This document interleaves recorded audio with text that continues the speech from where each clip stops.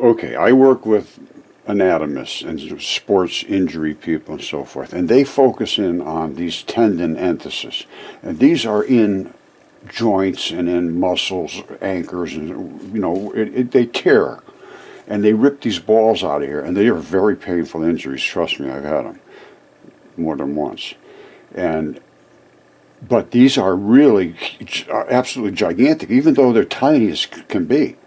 There's zillions of them, literally thousands of them in each one of these connections, as I will show you in a second. And they are tiny, tiny, tiny. But that doesn't even start to be tiny when I show you what tiny is all about.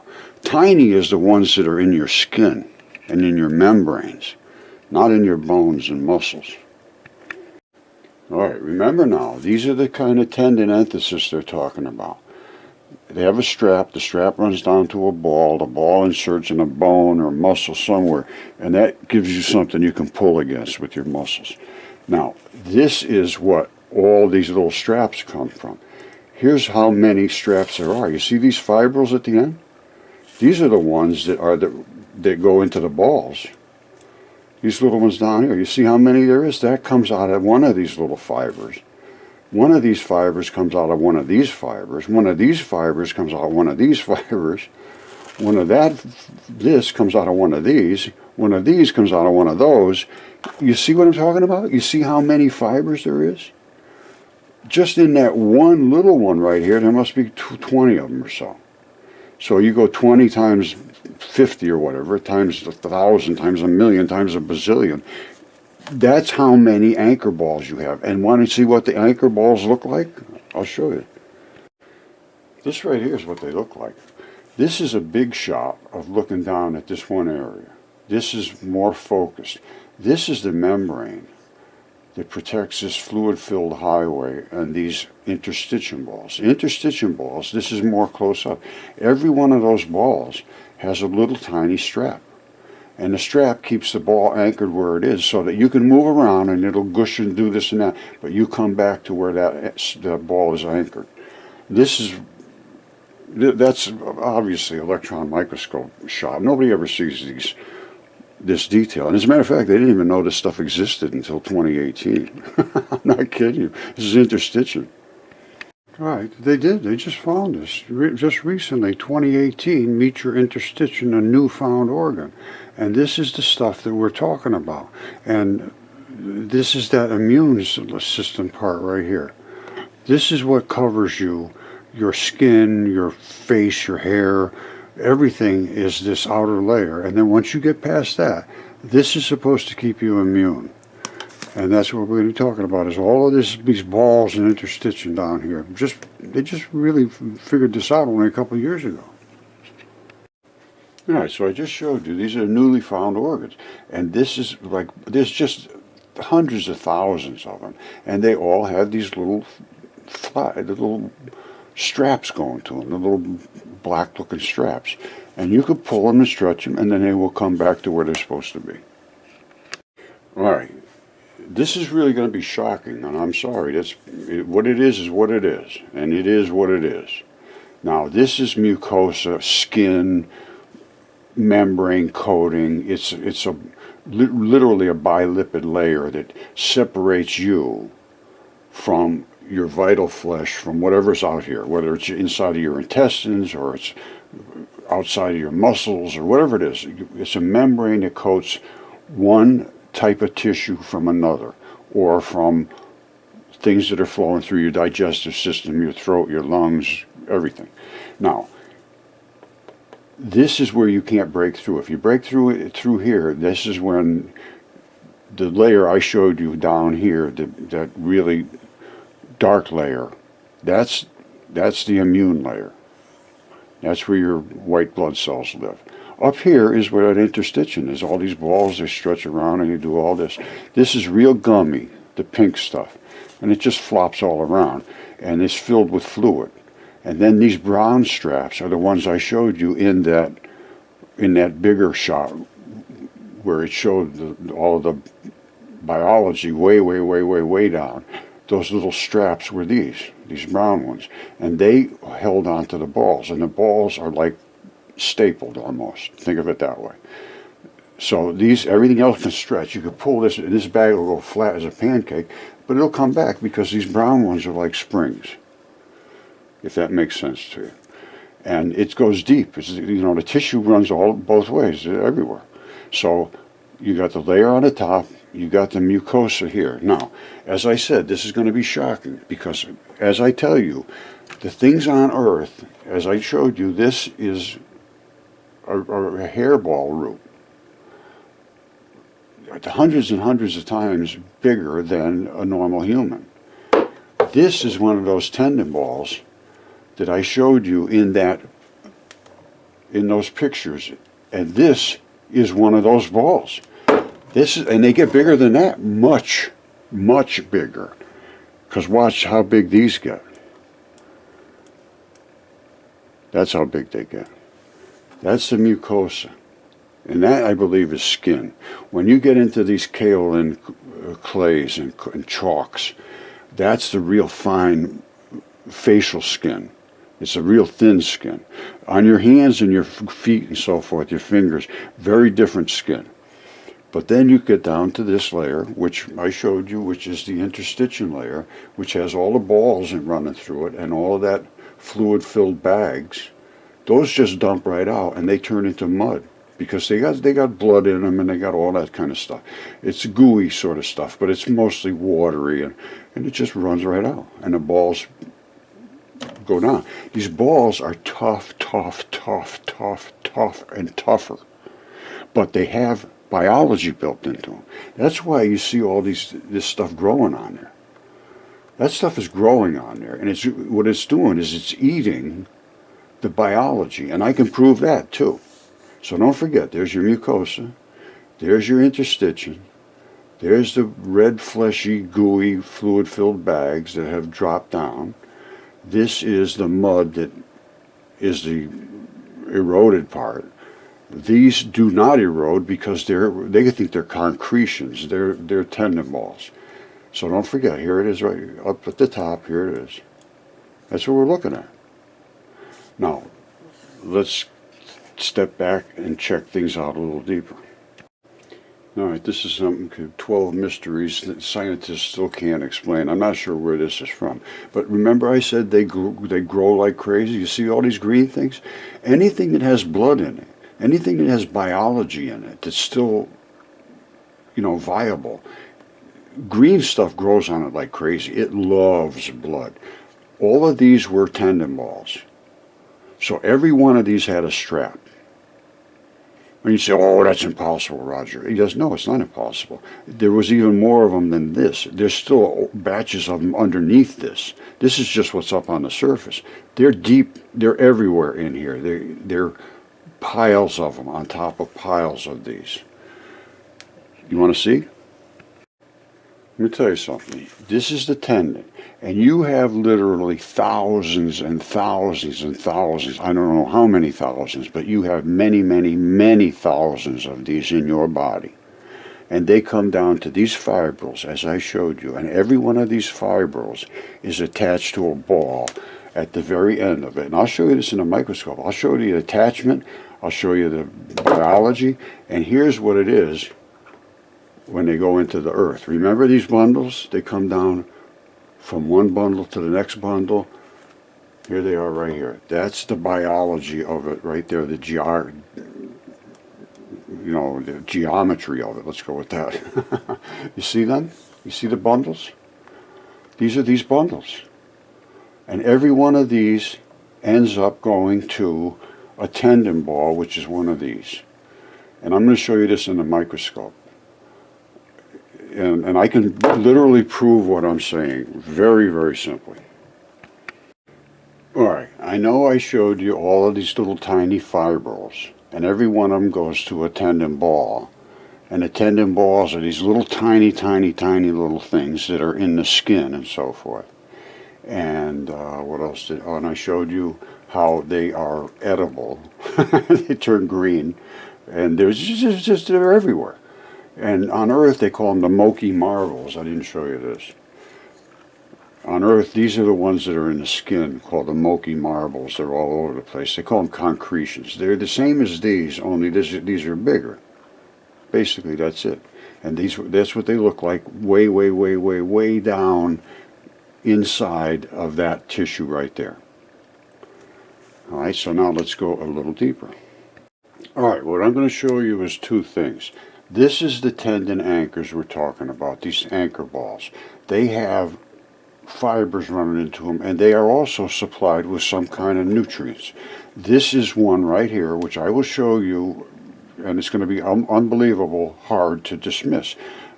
I can show you the actual attachment, exactly like they're showing here. All right, this is another tendon ball right here. This is where it attached right there.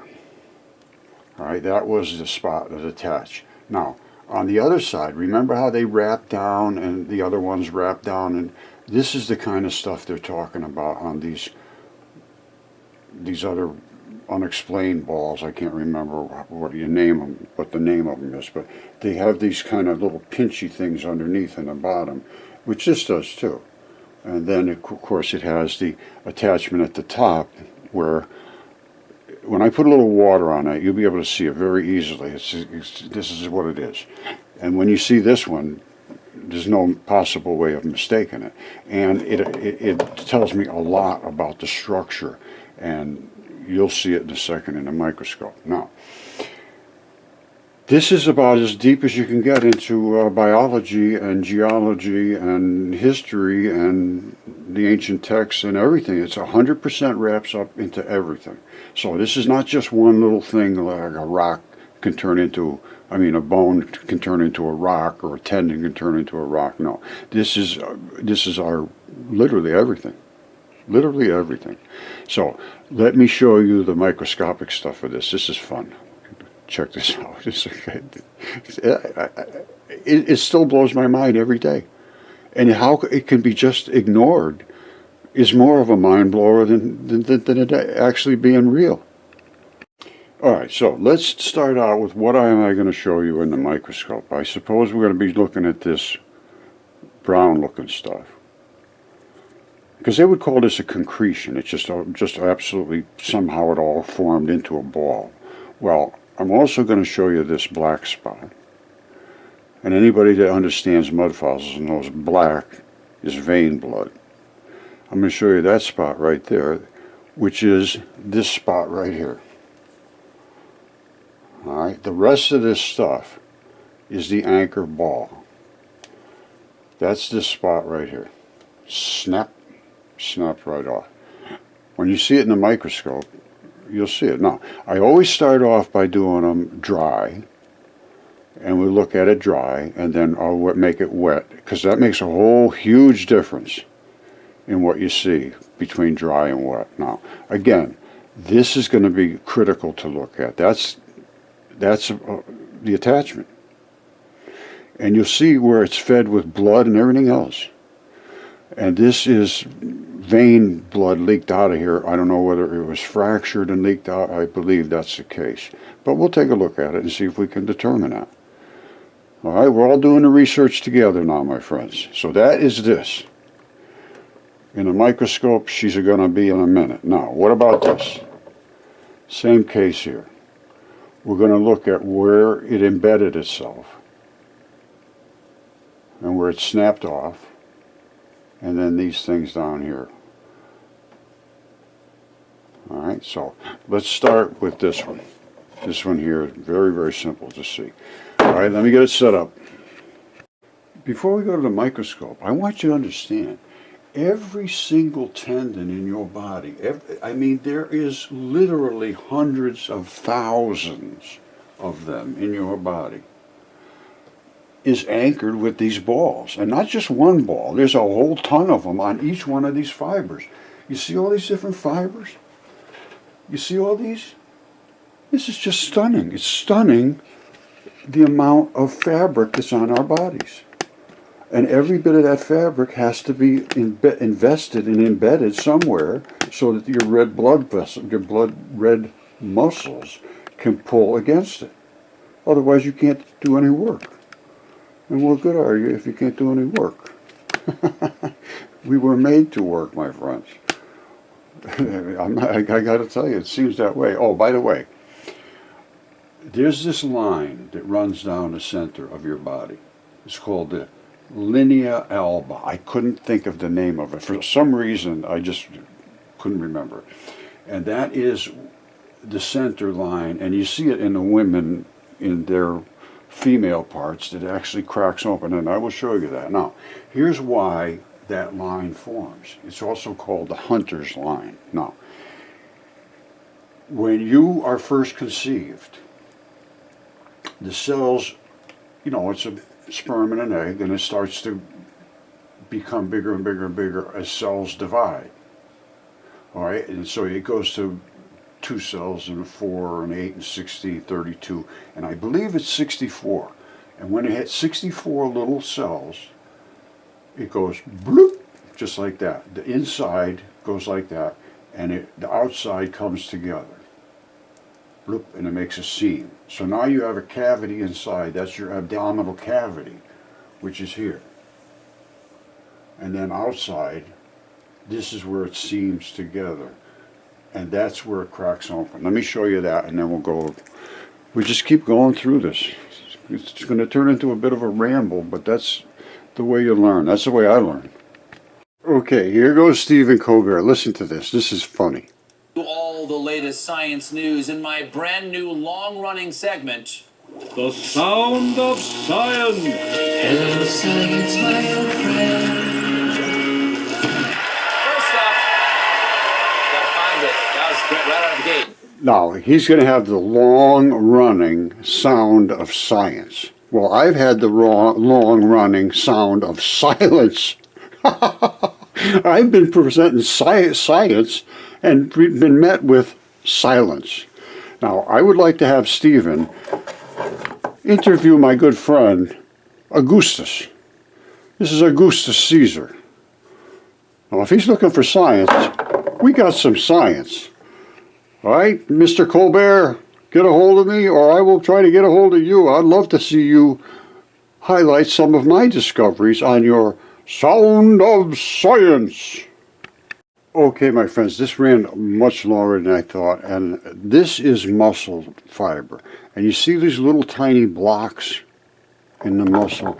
It's so incredible how unbelievable the tissues are that were in the bodies of these creatures, and how huge they are now, because this is also some tendinous material. Now, I don't have time to do the microscopic shots today, but we are going to do them. My next one will be using the microscope, I promise. I keep saying I'm going to show you this in the microscope and that, and I keep forgetting. But this time, the next time, I will. And I'm telling you, some of this stuff here, this is the kind of bacteria that they found in these crazy shapes. And they have no idea, because it's big, it's huge now, but back then it was huge too, because those bacteria are what we're finding now in these crazy shapes. And these tendon balls are like this. In us, you need an electron microscope to see that.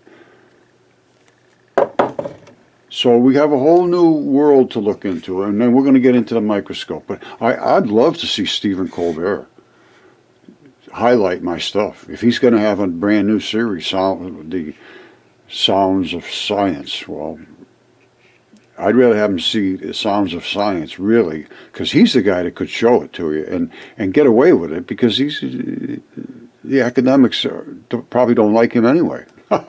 They might like him because he's funny, but they certainly wouldn't like him. I don't know. Maybe he would be intimidated too. This is funny. This is going to be interesting, because he could be very well intimidated as well. Not to speak about it. He might be able to speak about it in a joking way.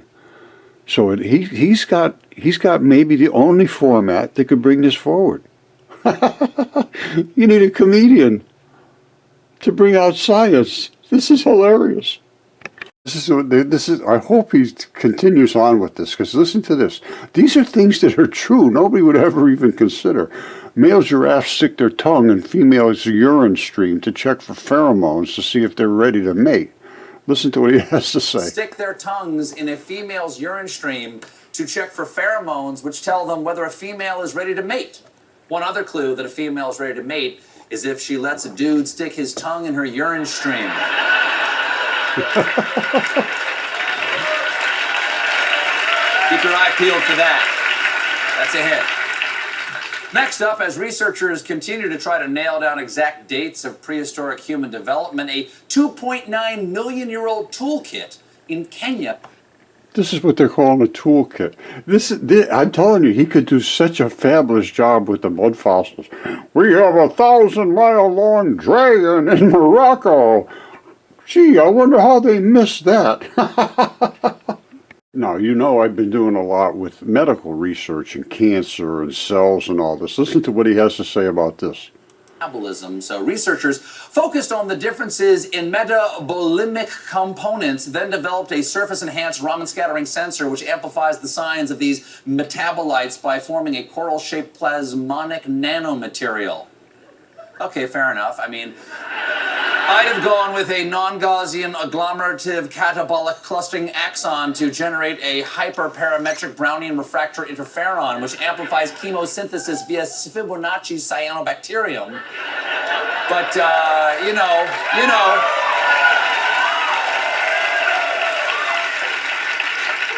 I mean, your thing sounds good, too. I love you, Stephen. Come on board, brother. Come on board.